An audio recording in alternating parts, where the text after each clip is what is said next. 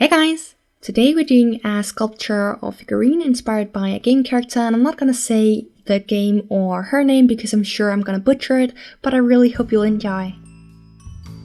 Because manga and anime characters have pretty simple faces, I'm just gonna be sculpting the head on a knitting needle. So I first added some clay to the knitting needle, pre-baked that, added some more clay and started sculpting the face. One thing I do want to mention is that I did change the style or the design of the character a bit, just because I really don't like the style of the original one. It's mostly just the look of the head sculpt. Other than that, I kept it pretty similar.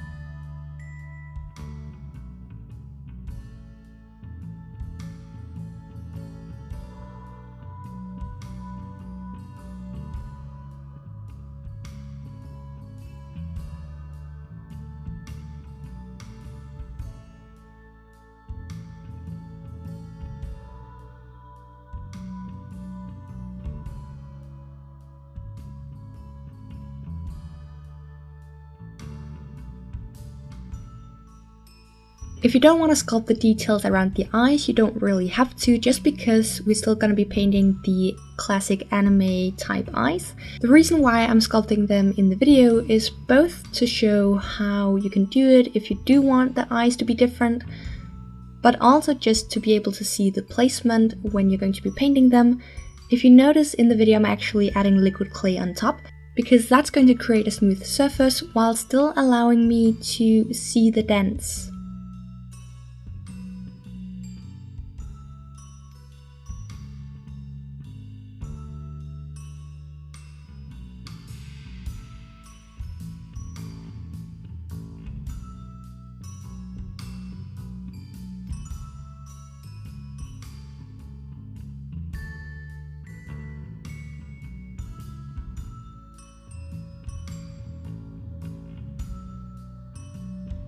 Once I was done with the head, I added the ears. I then pre-baked and started working on the hair. And before adding the bangs and ponytail, I actually did pre-bake part of the hair first, which is completely optional. Overall, I did do a lot of pre-baking in this video. It's up to you if you want to bake fewer times. I did it so I had a solid base to grab onto.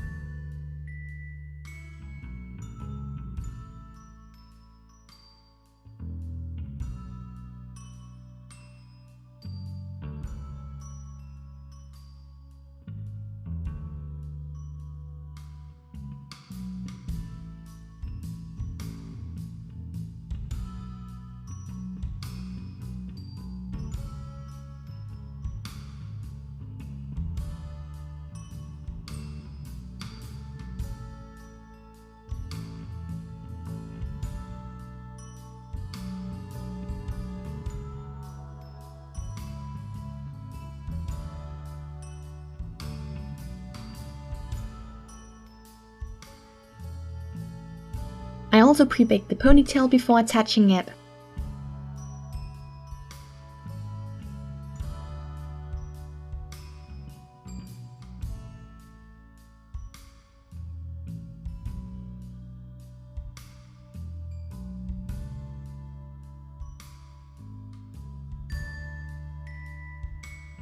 Next, I made a wire armature, and if you want to see how to do this, I showed in my corpse bride tutorial.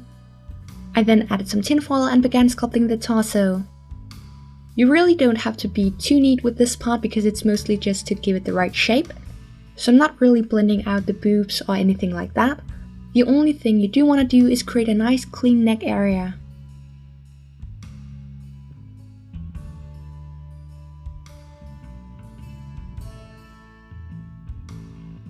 I pre-baked before cleaning up the collarbone, and then I pre-baked again before I started working on the shirt.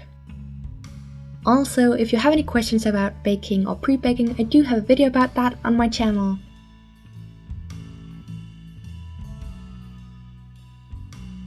At some points in the video, you might be able to see that the surface of the shirt and legs is not completely smooth. The reason why I didn't spend time doing this is because I was going to sand the sculpture once I was completely done, but if you're not going to do this, you may want to smooth everything out a bit better than what I did.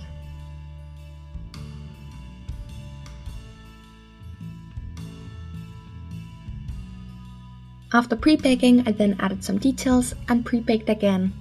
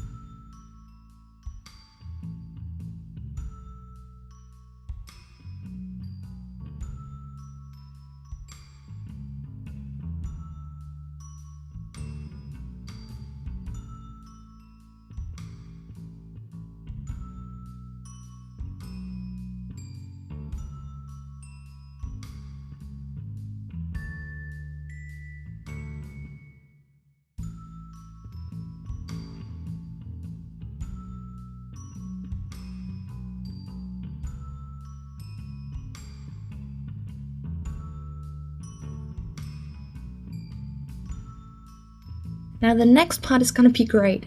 For this you're gonna start working on her crotch area, and the thing is that when you see this character from below, you can usually see her panties, and so you don't really need to sculpt the entire panty because you won't see it. Instead, I sculpted just part of it, and although I'm sure you can see what shape this has, especially when I place it where I do, let's just call it a bow shape instead, right?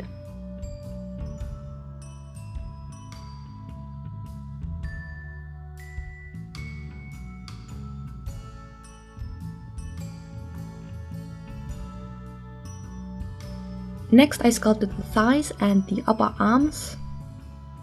Then pre-baked, made the shins and the skirt. Pre-baked again, made a couple of adjustments. Added a rough version of the feet as well as the hands and forearms. Added her head on top of the armature using liquid clay to make it stick. Added her sleeves. And then pre-baked one last time before blending in between the head and body, and also adding the last few details to the shoes.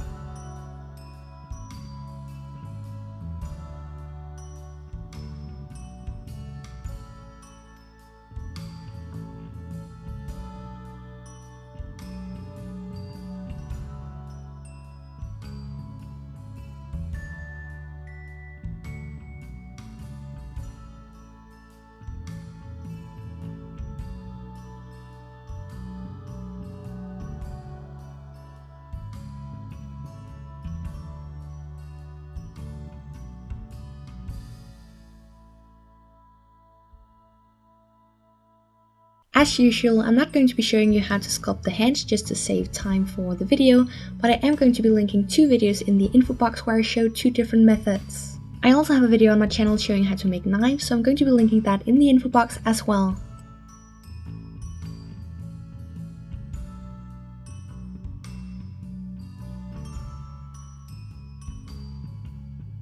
The shoes are not at all perfect, You'll be able to see that in just a bit. My plan is actually to have her standing in a pool of blood made from resin, which is then also going to be the stand.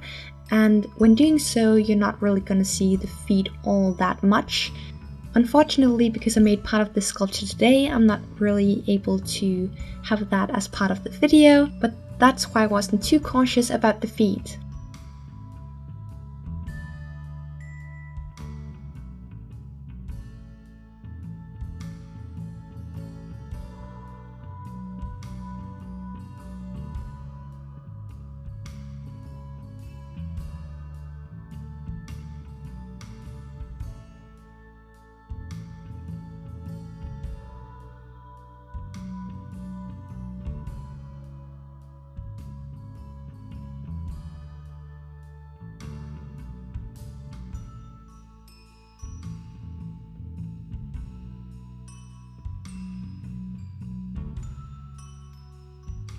Lastly, you can add the details using acrylic paint.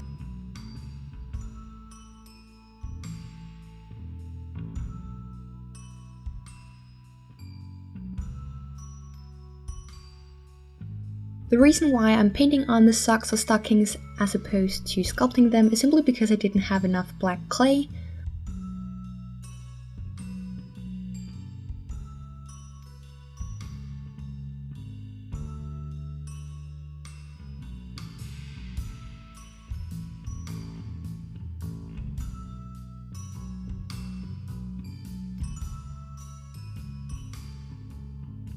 For the blood, I kept it mainly on the front of the figurine just because that's where it would splatter when she's killing someone. And then I also added a tiny bit to the back of her shirt and skirt where she could have been wiping her hands.